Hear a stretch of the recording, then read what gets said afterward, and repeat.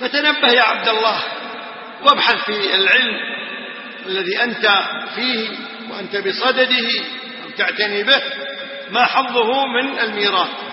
وتنبه الآن إلى الارتباط بين مقدمتنا إن شاء الله وبين كلمة أو عنوان الكلمة. العلماء ورثة الأنبياء. طيب وغيرهم ما في علماء؟ في علماء لكن ما هم ورثة أنبياء أبدا. فقط العلم الذي يوصل هو ما كان موروثا عن محمد عليه الصلاة والسلام. والعلم والإرادة مثل ما قلنا بينهما علاقة، لكن كما ذكر العلماء أن العلم إمام الإرادة. تعرفون إمام ومأموم؟ فالعلم هو الإمام والإرادة هو المأموم.